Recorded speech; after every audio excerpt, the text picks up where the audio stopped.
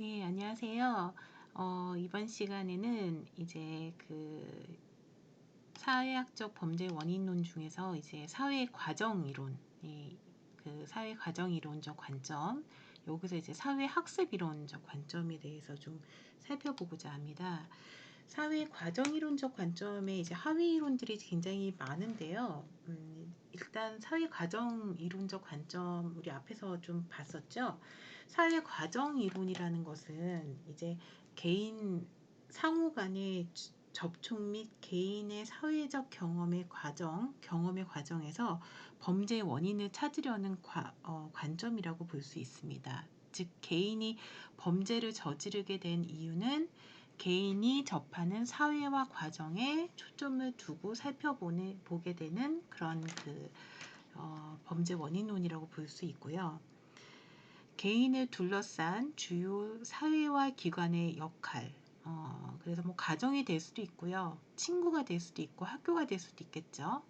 그리고 그 기능, 개인과 사회와 기관 간의 상호작용 등을 주로 분석을 하고 있습니다. 그래서 사회적 가정 이론은 모든 사람은 잠재적으로 법과 규범을 위반하려는 경향을 가지고 있고 범죄성은 생리적인 것은 아니라고 보고 있습니다. 그래서 개인이 어떻게 범죄를 저지르게 되는가 혹은 범죄를 저지르지 않게 되는가를 분석하고 있고요. 그 다음에 분석의 대상이 개인이기 때문에 분석의 수준이 굉장히 미시적이라는 특징을 가지고 있습니다. 사회 과정 이론적 관점에서는요, 범죄적인 행동은 인간 상호 간의 관계 및 사회화 과정에서 이제 학습이 된다. 그래서 우리 다음에 이어서 곧 보게 될 것이 사회 학습 이론이고요. 그 중에서도 학습과 범죄 중에서도 대표적인 이론인 서덜랜드라는 학자의 차별적 접촉 이론을 대표적으로 이제 대표 이론으로 볼 거거든요. 여기서는 이제 집단적인 상호 관계에 의해서 학습이 이루어지는 가장 일반적인 통로라고 인식을 하고 있습니다. 그래서 여기서는 이제 개인의 사회화에 기여하는 가장 중요한 집단을 이제 뭐 가정, 친구, 학교, 직장, 기타 동일시하는 중거 집단, 종교, 신념 이런 것 등을 꼽고 있습니다. 이러한 여러 가지 집단은 구성원들에게 가치를 전달하고 세상을 바라보는 관점과 행동 패턴 이런 것들에 대해서 상호 영향을 준다라고 보고 있습니다. 그래서 사회적 과정 이론은요, 결과적으로 범죄성이라는 것은 이제 뭐 선천적으로 타고나는 것이 아니라 후천적으로 습득되어지는 것이라고 보고 있습니다. 그래서 비행적인 자아 개념은 후천적으로 어디까지나 만들어지는 것이다. 이렇게 보고 있고요. 범죄적인 행동은 개인의 의지에 따라서 적극적으로 표현되는 것이고 일생 동안 지속되는 것이라고 인식하고 있습니다. 나약한 자아의식을 가진 개인은 좀 더 빨리 그리고 더 강하게 범죄로 이끄는 사회적 경험에 빠져들게 되고요. 범죄를 지속하게 된다라고 보고 있습니다. 그래서 이게 이제 사회적 과정 이론적인 관점에 대한 전반적인 설명이라고 볼 수 있고요.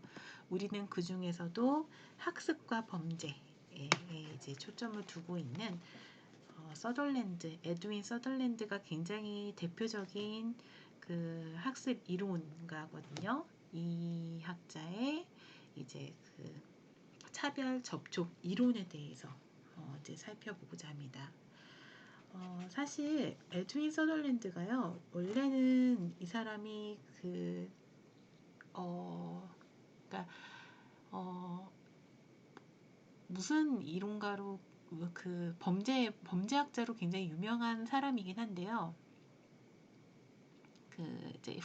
이제 범죄학을 공부하는 사람들에게는 나중에는 이제 이 사람이 또래 집단 청소년 비행 이론에서 굉장히 유명하게 언급이 되고 있기 때문에 소년 범죄론이나 뭐 청소년 비행론 이런 데서 굉장히 유명하게 언급이 되고 있는 학자이기는 하지만 어디서 더 유명하게 언급이 되고 있냐면 조직범죄론이나 화이트칼라 범죄론에서 굉장히 유명하게 언급이 되고 있는 학자입니다.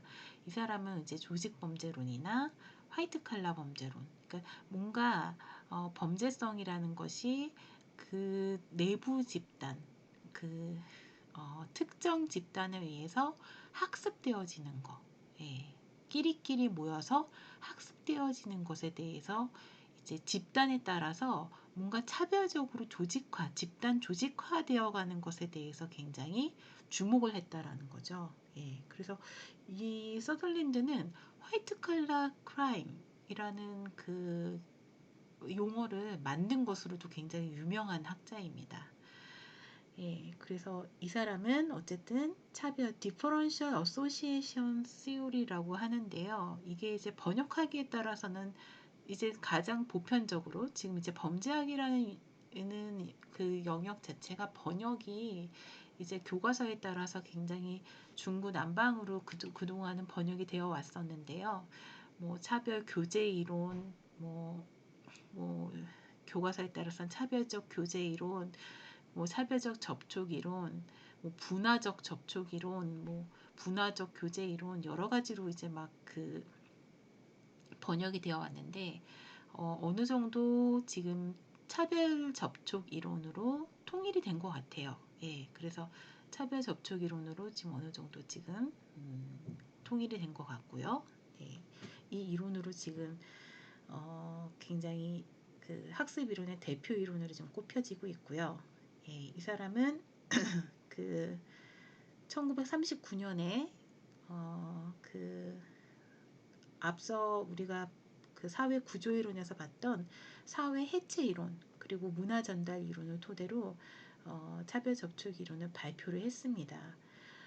이 사람은 이제 그 범죄 원인을 설명하기 위해서 차별적 사회 조직 그리고 차별적 접촉. 예, 그래서 그 이 사람은 일단 사회를 보는 데 있어서 두 가지 그 의문을 크게 가집니다. 첫 번째 의문은 왜 사람의 집단에 따라서 범죄율이 각각 다를까?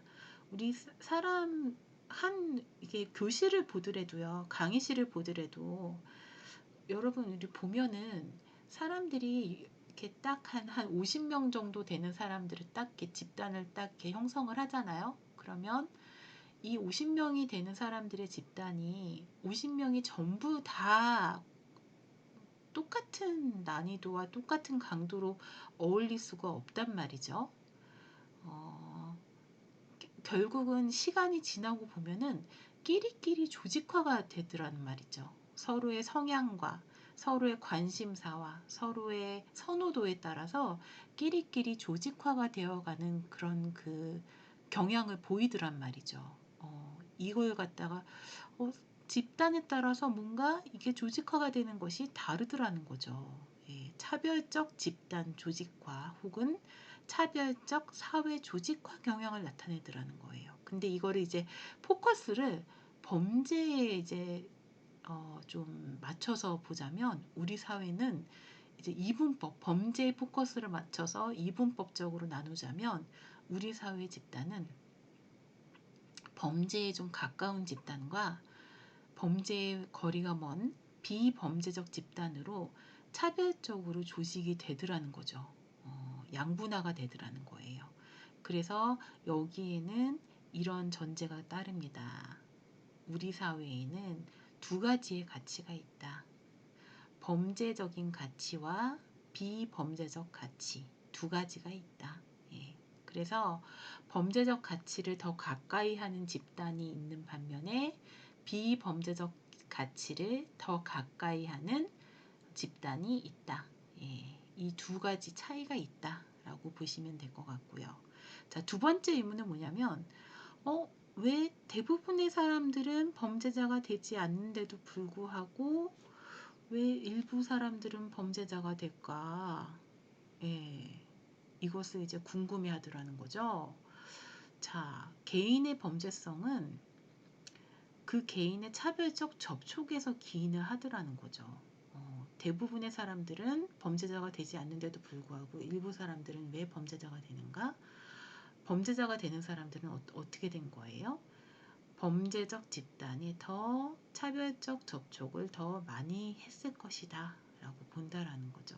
대부분의 사람들은 비범죄적 가치를 중점으로 두는 집단에 접촉을 많이 했지만 일부 사람들은 범죄적 집단에 차별적으로 접촉을 더 많이 했을 것이다 라고 이제 전제를 내리는 거죠. 예. 그래서 지금 여기 이제 이 이야기가 나옵니다. 보시면 서덜랜드는 범죄의 원인을 설명하기 위해서 차별적 사회 조직과 차별적 접촉의 두 가지 개념을 제시를 했고요. 차별적 사회 조직이라는 것은 사회 조직을 범죄적 전통을 가진 조직과 그렇지 않은 조직으로 구분한 뒤에 이중 범죄적 전통을 가진 집단 내에 속할 때 범죄를 행할 가능성이 훨씬 높다라고 설명을 했고요. 그리고 차별적 접촉이라는 것은 범죄 행위를 체계적으로 발전시키게 되는 구체적인 인과 과정을 지칭한다라고 정의를 하였습니다. 그래서 서덜랜드는 이러한 개념을 바탕으로 범죄라는 것은 개인의 범죄를 행하는 사람이나 법을 준수하는 사람과의 차별적인 접촉의 결과라고 설명을 하였습니다. 예.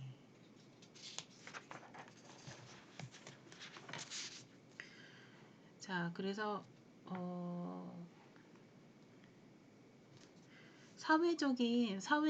아까도 말씀드렸듯이 이 차별 접촉 이론은 사회에 이제 두 가지 가치가 있다라는 거죠. 사회에는 법 위반의 호의적인 가치와 호의적이지 않은 가치 두 가지가 모두가 존재를 하는데요. 개인이 주위 사람들로부터 법 위반의 호의적인 가치나 태도를 학습하게 되면은 비행의 가능성, 범죄의 가능성이 높아지게 된다 라고 이제 보고 있고요. 자, 비행이라는 것, 범죄라는 것은 학습이 되는 것이고 이것은 친밀한 관계에 있는 주변 사람들과의 상호작용과 의사소통에 의해서 이루어지게 되는 것이다 라고 설명을 하고 있습니다. 따라서 이제 비행 친구와의 접촉이 이제 범죄나 비행의 주요 원인이 된다 라고 설명을 하고 있습니다. 그래서 이게 원래는 이제 조직 범죄나 화이트 칼라 범죄를 설명하기 위해서 만든 이론인데요. 물론 이 범죄를 설명하기 위해서 만든 이론이라 그 범죄를 설명하기 위한 이론으로 오늘날도 굉장히 잘 설명이 된다라는 장점을 가지고 있죠. 예. 그런 장점을 가지고 있어서 오늘날도 굉장히 유용하게 써먹고 있는 이론이긴 한데 이 이론이 또 어디서 굉장히 많이 쓰이고 있느냐, 또래 집단, 친구 집단에 의해서 쉽게 범죄를 학습하게 된다라는 측면에서 청소년 비행 이론에서 굉장히 유용하게 설명이 되고 있어요. 그래서 차별접촉 이론은 조직범죄 이론, 화이트 칼라 범죄, 그 다음에 소년 비행 이런 데서 굉장히 유용하게 설명이 되고 있는 범죄 사회학 이론이라고 보시면 될 것 같습니다. 내용을 좀 더 이어서 보자면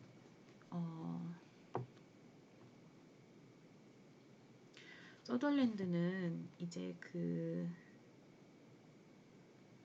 범죄라는 것은 정치적 또는 법률적 과정이 아니라 사회와 가정을 통해서 배우는 행위라고 주장을 했고요. 범죄 동기나 기술, 범죄적 행동에 대한 태도, 범죄에 대한 개념 정의 같은 것들도 다른 사람과의 접촉에서 배운다라고 이제 이야기를 하고 있습니다. 여기서 이제 9가지 명제를 제시를 하고 있습니다. 이 용어가 이게 이제 직역을 한 거라서 이제 좀 용어가 좀 어렵게 여러분 느껴지실 텐데요. 설명을 좀 곁들여서 좀 할게요.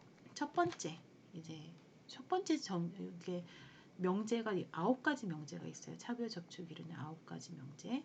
첫 번째. 근데 이제 보자면은 그렇게 막 엄청나게 어려운 그 명제는 아니니까요. 한번 볼게요. 첫 번째, 범죄 행위는 학습된다. 우리 교과서에서는 이제 뭐라고 하고 있냐면 범죄 행위는 학습의 결과이다 라고 되어 있죠. 범죄 행위는 학습의 결과이다. 비슷한 이야기죠. 그쵸? 네, 범죄 행위는 학습된다. 그러니까 이거는 우리 앞에서 봤던 생물학적 원인론과 심리학적 원인론과 굉장히 차별화가 되는 거죠.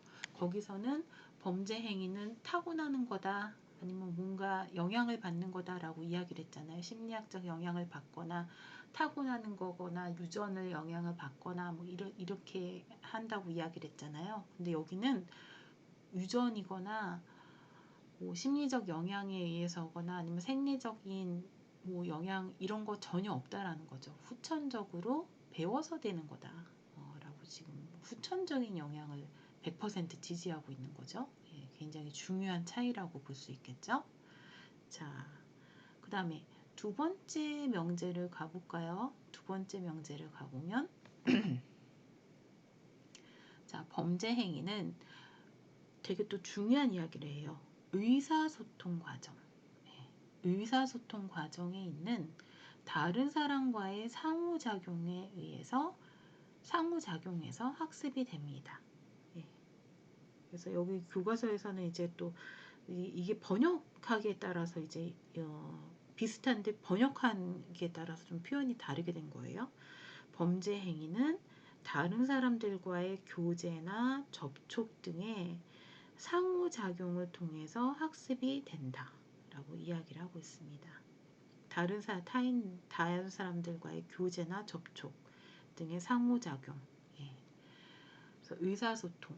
근데 이게 오늘날에는 좀 다를 수 있어요. 왜냐하면 오늘날 이게 1939년에 발표된 이론이잖아요. 그쵸? 그러니까 이 당시에는 교통통신의 발달이 지금보다는 훨씬 더 덜 됐을 시기잖아요. 예, 그러다 보니까 뭐 인터넷도 없었을 시기고 기껏해야 이제 신문, 라디오 정도 그 정도밖에 발달이 안 됐을 시기이기 때문에 아무래도 인간관계를 통한 의사소통을 통한 발달 그 의사소통이 굉장히 중요하던 시기이기 때문에 이러한 명제들이 훨씬 더 중요하게 와닿았을 시기죠.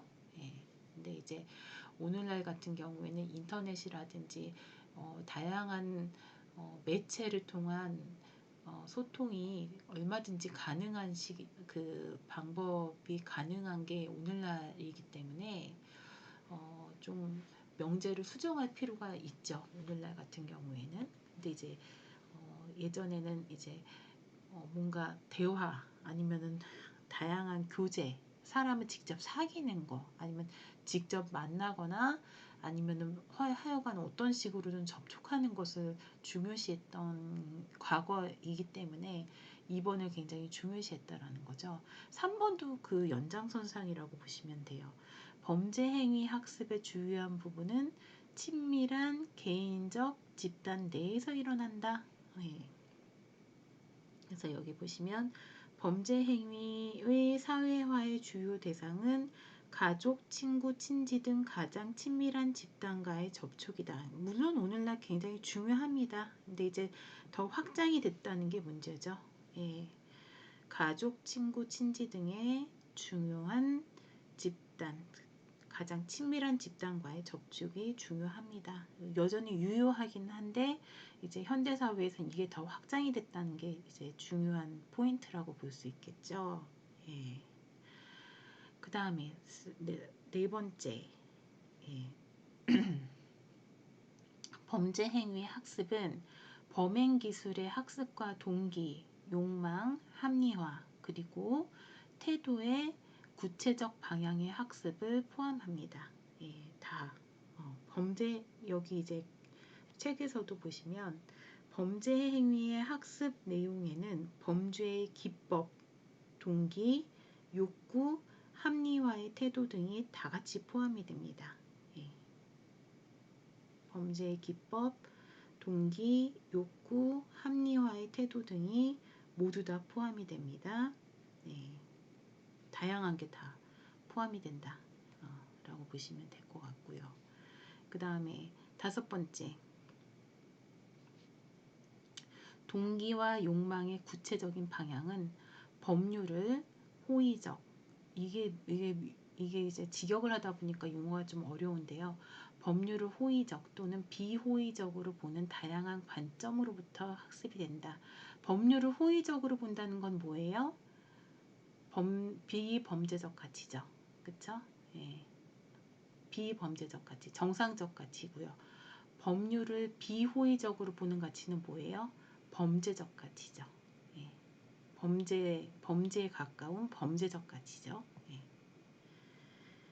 그래서 우리 교과서를 보시면 구체적인 동기와 욕구의 학습은 법규범을 우호적 또는 비우호적으로 정의하는 것부터 이루어진다 라고 보여지고 있고요. 자, 그 다음에 갈수록 명제가 좀 어려워지죠? 네. 6번째 명제로 가보시면 법률 위반에 대한 호의적인 규정이 법률 위반에 대한 비호의적인 규정을 압도하기 때문에 개인이 일탈자나 범죄자가 됩니다. 법률 위반에 대한 긍정적 감정이 부정적 감정보다 클 때 범죄 행위를 하게 됩니다. 범죄적 가치가 비범죄적 가치를 압도할 때 범죄자가 됩니다. 예. 이렇게 이런 식으로 이제 진행이 될 때 범죄자가 실제 될 가능성이 높다라는 거고요. 자, 7번째. 차별 접촉은 빈도, 기간, 우선순위, 그리고 강도에 있어서 다양할 수 있습니다. 차별 접촉의 효과는 접촉의 빈도, 기간, 우선성, 강도 등에 따라서 다양합니다. 다 다릅니다. 그 다음에 8번째. 범죄 행위를 학습하는 과정은요, 여타의 여러분 일반적인 모든 학습에 관련된 모든 기제를 다 포함합니다. 범죄 행위 학습 기제는 일상생활 속에서 행해지는 다른 행위의 학습 기제와 별 다를 바가 없습니다. 동일합니다. 여러분 일반적인 거 다른 거 공부하는 거랑 다른 걸 공부하고 숙지하는 거랑 똑같다는 거예요. 범죄 행위를 배우는 거랑 여러분 일반적인 거 다른 거 시험 공부하는 거랑 다를 게 없다는 거예요. 그 다음에 가장 어려운 표현이 9번째 명제입니다.